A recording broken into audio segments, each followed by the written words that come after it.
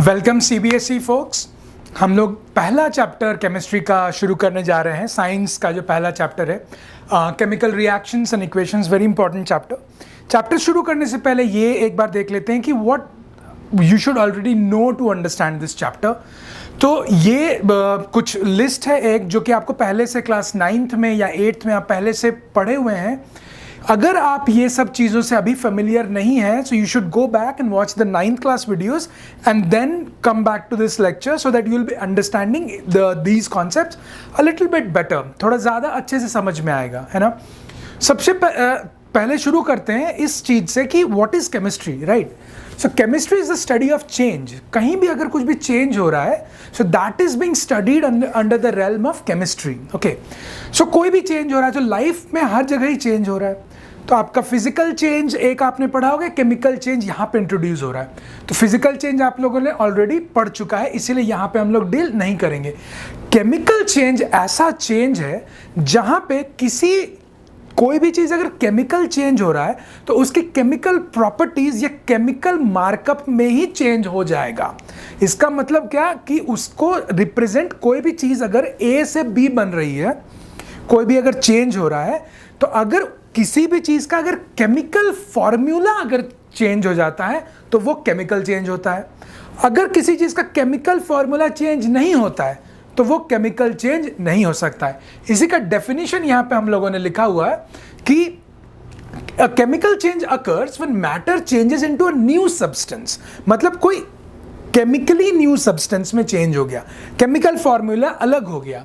And as a new chemical property, अगर chemical formula ही change हो रहा है तो उसकी केमिकल प्रॉपर्टीज भी चेंज होगी, है ना। मान लीजिए कि H2 से कोई H2O बन रहा है, तो हाइड्रोजन था वो वाटर बन गया, तो हाइड्रोजन और वाटर की प्रॉपर्टी तो अलग अलग हो गई बिकॉज वो अलग अलग कॉम्पाउंड्स हैं। तो ये जो चेंज होगा वो केमिकल चेंज होगा। क्यों? केमिकल फॉर्मूला भी चेंज हुआ, केमिकल फॉर्मूला चेंज होने की वजह से उसकी केमिकल प्रॉपर्टीज भी चेंज हो गई, और the chemical changes do alter the chemical markup of that substance. Chemical markup मतलब उसका जो केमिकल फॉर्मूला है। Now the final substance is not made up of the same matter as before the change. बहुत important property है chemical change की। जो आपका final जो चेंज के बाद जो आपको जो प्रोडक्ट मिला, चेंज के पहले कोई चीज़ था, अब चेंज होके जो चीज़ आपको मिल रहा है वो चीज़ is not made up of the same substances, right? अगर सेम सब्सटेंसेस मेड होता है तो भी कुछ ना कुछ जरूर डिफरेंस होगा, है ना। मान लीजिए कि H2O बन रहा है, H2 हाइड्रोजन से और वाटर से, तो H2O is very different then H2 और H2O is very different than O2। So H2O का तो केमिकल फॉर्मूला ही चेंज हो गया ना। So this is as simple as that. तो कोई भी अगर केमिकल चेंज है एक्सक्यूज मी, तो उसका जो मोस्ट इंपॉर्टेंट जो प्रॉपर्टी आपको ध्यान में रखना है वो है कि उसका केमिकल फॉर्मूला चेंज हो रहा है, ठीक है। बट हमेशा ऐसा नहीं होता है कि हम केमिकल फॉर्मूला देख पा रहे हैं। मान लीजिए नेचर में आप ऐसे ही घर में बैठे हुए हैं तो किसी भी चीज़ का केमिकल जो फॉर्मूला है वो तो आपको दिख नहीं रहा है कि वाटर के ऊपर H2O लिखा हुआ है, ऐसा तो होता नहीं है ना। तो लाइफ में क्या होता है कि कुछ कुछ चीज़ें होंगी जिससे आपको समझ में आएगा कि ये केमिकल चेंज हुआ या फिजिकल चेंज हुआ। अभी अगर मान लीजिए मेल्टिंग ऑफ आइस, बहुत ही कॉमन एग्जांपल लेते हैं।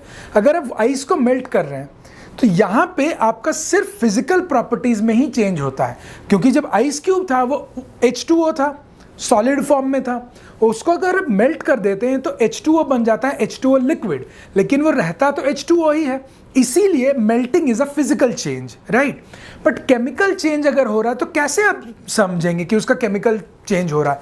पहला है, अगर आपको ये पता है कि उसका फॉर्मूला चेंज हो गया तो पक्के से, अगर केमिकल फॉर्मूला आपको पता है कि चेंज हो गया तो पक्के से वो केमिकल चेंज है। अगर आपको केमिकल फॉर्मूला नहीं दिख रहा है चेंज होते हुए, बिकॉज नेचर में तो नहीं दिखता है, तो आप कैसे देखेंगे? पहला है कि कलर में चेंजेस आप देख के बता सकते हैं कि अच्छा अगर कलर में कहीं ना कहीं चेंज हो रहा है तो आपको लगेगा कि हाँ हो सकता है कि यहाँ पे केमिकल चेंज हो रहा है। कैसे? सेब है तो सेब मान लीजिए आप जब बाजार से खरीद के लाते हैं तो वो रहता है लाल, कुछ दिन उसको रहने दीजिए, जो वो अगर सड़ गया या रॉटन हो गया तो उसका चेंज हो जाएगा ब्राउन। तो यहाँ पे क्या हो गया? कलर चेंज की वजह से आपको दिख रहा है कि हो ना हो कोई केमिकल चेंज यहाँ पे हो रहा है, राइट। यहाँ पे ऐसा नहीं है कि हर colour change will show you chemical change, right. अगर आप मान लीजिए लोहे का एक रॉड लाते हैं, उस पर आप लाल कलर कर देते हैं, तो क्या ये केमिकल चेंज हुआ? नहीं हुआ। तो हर कलर चेंज आपको ये नहीं बताएगा कि केमिकल चेंज है, बट कुछ कुछ ऐसे रिएक्शंस होंगे जिसमें आप बता सकते कि हाँ ये केमिकल चेंज हुआ है कलर चेंज करने के वजह से। फिर ये भी बात सही है कि जैसे हर कलर चेंज केमिकल चेंज नहीं होता, वैसा ही हर केमिकल चेंज कलर चेंज नहीं दिखाएगा। ऐसे ज़रूरी नहीं है कि हर केमिकल चेंज आपको कलर से कलर चेंज दिखाए ही। कोई ऐसा भी हो सकता है कि पहले भी कलरलेस था, अभी भी कलरलेस है। ऐसा हो सकता है कि पहले भी कोई चीज़ ब्लू थी, अभी भी ब्लू है। तो ये भी हो सकता है, but colour is an indicator. आप स्मार्ट हैं, आप समझ रहे हैं कि यहाँ पे कलर किस तरह से यूज़ किया जा सकता है। एक और चीज़, कलर और ऑर्डर का जो स्पेलिंग है वो थोड़ा अलग मैंने लिखा है, बिकॉज मैं जहाँ पे हूँ वहाँ पे COLOR, अमेरिकन सब कॉन्टिनेंट में COLOUR की जगह COLOR लिखते हैं। ऑर्डर का भी ODOUR की जगह ODOR लिखते हैं, इसलिए ये मतलब हैबिट में ऐसा हो गया है कि मैंने ऐसे लिख दिया है। तो सेकेंड आ गया आपका ऑर्डर। मान लीजिए कि ये एक बिन है जिसमें आप कचरा डाल रहे हैं, है ना।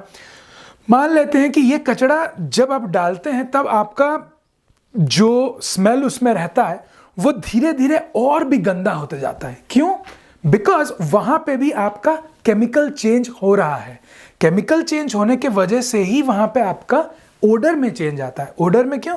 बिकॉज आपके डिफरेंट टाइप्स ऑफ गैसेस निकल रही होती है ना, जो खराब आपको सड़ांध जिसको बोलते हैं कि सड़ने वाला जो स्मेल होता है ना। तो कभी सब्जी मंडी में अगर गए तो वहाँ बहुत अजीब सा एक सड़ने वाला स्मेल आता है। वो क्यों आता है?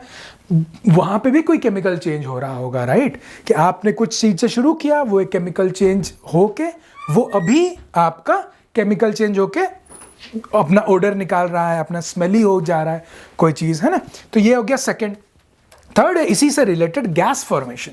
गैस फॉर्मेशन क्यों? जैसे यहां पे भी आपका जो ओडर आ रहा है वो कहीं ना कहीं गैस के वजह से आ रहा है ना, कि वो कोई गैस ऐसा निकल रहा है। तो gas formation can also be a good indicator of a chemical change.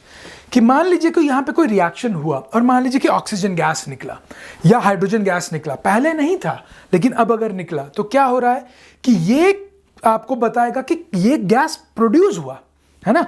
पहले हाइड्रोजन नहीं था, अब हाइड्रोजन आया, या पहले अमोनिया नहीं था, अब अमोनिया आया।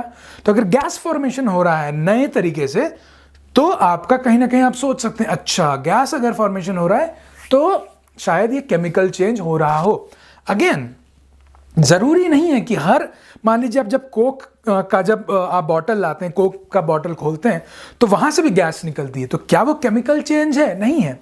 CO2 जो है वो निकलता है आपका पानी के, जो आपका कोक है या जो भी आपका सॉफ्ट ड्रिंक है उसमें कार्बन डाइऑक्साइड हाई प्रेशर में आपको अंदर बंद किया हुआ रहता है। तो जो हाई प्रेशर में बंद किया हुआ रहता है तो वो आपका जैसे ही आप उसके कैप को खोल देंगे वो प्रेशर तो रिलीज हो गया, प्रेशर रिलीज होने की वजह से वो गैस निकल जाती है ना। हमेशा ही जब गैस कोई अगर निकलती है तो केमिकल चेंजेस जरूरी नहीं है। उसी तरह जैसे यहाँ पे कोई रिएक्शन हो रहा है तो गैस फॉर्म हो सकती है, सॉलिड भी प्रेसिपिटेट कर सकता है ना। कि सॉलिड भी प्रेसिपिटेट किया तो भी वो बता सकता है कि अच्छा अगर सॉलिड प्रेसिपिटेट किया है तो कहीं ना कहीं हो सकता है कि वो केमिकल चेंज की तरफ इशारा कर रहा है ना। उसके बाद बहुत इंपॉर्टेंट है, ये हो गया आपका 4, एनर्जी इन और आउट। ये भी एक बहुत इंपॉर्टेंट क्राइटेरिया होता है कि अगर कहीं ना कहीं आपका केमिकल चेंज हो रहा है तो हो सकता है कि या तो वहाँ से एनर्जी निकले या तो एनर्जी एब्जॉर्ब हो। ये 2 क्राइटेरिया होता है। जैसे कि मान लीजिए फायर क्रैकर्स में अगर आपने किसी पटाखे में या आतिशबाजी में आपने आग लगाया तो वहाँ से वहाँ पे एक छोटा सा एक फायर क्रैकर अपना एक्सप्लोजन किया, तो वहाँ पे क्या होता है कि वहाँ पे एक हीट रिलीज होगा, है ना। तो वो हीट रिलीज हुआ मतलब हीट निकला, तो हीट निकलना या अंदर आना, तो इन और आउट ये दोनों प्रोसेसेस को हम लोग पढ़ेंगे। एक्सोथर्मिक और एंडोथर्मिक प्रोसेस बोलते हैं, डिटेल में हम लोग आगे देखेंगे। बट यहाँ पे ये समझिए कि हीट इन और आउट ये भी आपका केमिकल प्रोसेस को ही दिखाएगा। फिजिकल प्रोसेसेस में जनरली आपका इस तरह का हीट एक्सचेंज अंदर या बाहर नहीं होता है, ठीक है। तो ये सब आपके इंडिकेटर्स ऑफ केमिकल चेंज है ना। तो आपको ये समझ में आना चाहिए कि ये सारे इंडिकेटर्स हैं, these are not, will not tell you definitely कि आपका केमिकल चेंज हुआ या नहीं हुआ। हो भी सकता है, but these things are something that you can expect to look when you are encountering a chemical change, है ना। तो ये सारे चीजें हुई। एक एग्जांपल लेते हैं बहुत सिंपल, जैसे वुड बर्निंग। अगर आपने वुड लिया और आपने यहाँ पे उसको वुड बर्न किया, वो जो आप लोग ठंडे के समय नहीं करते हैं बारबेक्यू, बहुत को, मेरे एक दोस्त था वो बारबेक्यू बोलता था, तो वो बारबेक्यू छोटा शमशान। तो बारबेक्यू करने के टाइम पे आप जब इसको लॉग ऑफ वुड लेते हैं तो आप इसमें बर्न कर दिए, तो वो तो वुड से अब ऐश हो गया ना, तो वो भी आपका क्या हुआ, फिजिकल चेंज हुआ कि केमिकल हुआ? तो ये केमिकल चेंज हुआ। फिर यहाँ पे आपके बुक में एक एग्जांपल दिया हुआ है कि मैग्नीशियम को बर्न करने का, है ना। तो मैग्नीशियम जब आप मान लीजिए बर्न करते हैं तो क्या होता है कि मैग्नीशियम ऑक्सीजन जो एटमॉस्फेयर में है उसके साथ रिएक्ट करके मैग्नीशियम ऑक्साइड बना देता है। तो ये भी केमिकल चेंज हुआ। क्यों? बिकॉज आपने स्टार्ट किया मैग्नीशियम से, अब बन गया मैग्नीशियम ऑक्साइड, तो क्या हुआ, उसका केमिकल मार्कअप ही तो चेंज हो गया, केमिकल फॉर्मूला ही तो चेंज हो गया। तो डेफिनेटली वो आपका केमिकल चेंज है, ठीक है। फिर आपके जितने भी सारे यहाँ पे एग्जाम्पल्स हैं वो सब भी केमिकल चेंजेस के एग्जाम्पल है। आपकी किताब में एक और एक्टिविटी दी हुई है जिसमें आपका जिंक और H2SO4, ये दो चीज़ जब रिएक्ट करता है तो हाइड्रोजन गैस रिलीज होता है। क्यों रिलीज होता है, that we'll see in single displacement reaction में, ठीक है। जब आप डिस्प्लेसमेंट रिएक्शन पढ़ेंगे वहाँ पे हम लोग देखेंगे कि क्यों हाइड्रोजन गैस रिलीज हुआ। बट फॉर नाउ, जैसे कि हाइड्रोजन गैस बोला गया, तो पहले तो नहीं था, जिंक था, H2SO4 था, hydrogen gas was not anywhere to be found, but react करने के बाद हाइड्रोजन गैस निकला, तो वहाँ भी कहीं ना कहीं आपको वो केमिकल चेंज हुआ। एक और चीज़ वहाँ पे होती है कि टेम्परेचर हाई हो जाता है, तो जिस कंटेनर में आप रिएक्शन करेंगे वो कंटेनर गर्म हो जाता है। तो गर्म क्यों लग रहा है, बिकॉज अंदर का हीट बाहर निकला, तो आपको हीट आया, तो आपको गर्म लगा। तो यही चीज होता है एक्सोथर्मिक रिएक्शन में। So these all things come under the process of chemical changes. It's everywhere, हम लोग जहां भी जाएं आप केमिकल चेंजेस देख सकते हैं, है ना। आप खाना बना रहे हैं, केमिकल चेंज है। आप रेस्पायर कर रहे हैं, वो केमिकल चेंज है। आप बड़े हो रहे हैं, वो भी केमिकल चेंज है। कोई आयरन रस्ट कर रहा है, ये भी केमिकल चेंज है। वाटर प्रोड्यूस हुआ हाइड्रोजन और ऑक्सीजन मिला के, ये भी chemical change. Chemical changes are everywhere. जितना फिजिकल चेंज कॉमन नहीं है, उससे ज्यादा कॉमन है केमिकल चेंज। तो केमिकल चेंज ही केमिस्ट्री का एक बहुत बड़ा हिस्सा है। तो केमिकल चेंज ही हम लोग केमिस्ट्री में देखेंगे कि फिजिकल चेंज तो पढ़ते हैं, but most of the time what we deal in chemistry are chemical changes, ठीक है। तो change is the essence of life, right, and chemical change is a very important part that we have to understand through chemistry, ताकि हम लोग सड़ा हुआ सेब ना खा लें, क्योंकि आपको भी ये समझना पड़ेगा कि अच्छा ये सेब खराब हो गया है। और केमिकल चेंज का एक और चीज होता है कि most of these chemical reactions are non reversible. मान लीजिए एक बार सेब खराब हो जाता है तो वो फिर से अच्छा नहीं हो सकता है ना। तो many of these chemical reactions are non reversible, irreversible, reverse नहीं जा सकता। एक बार सड़ गया तो फिर दोबारा वो ठीक नहीं हो सकता, है ना। So these are the things, but there are certain things that do not do not follow these. There are some reactions that we'll see जहां पे वो reversible है, but that is still a chemical change. Why?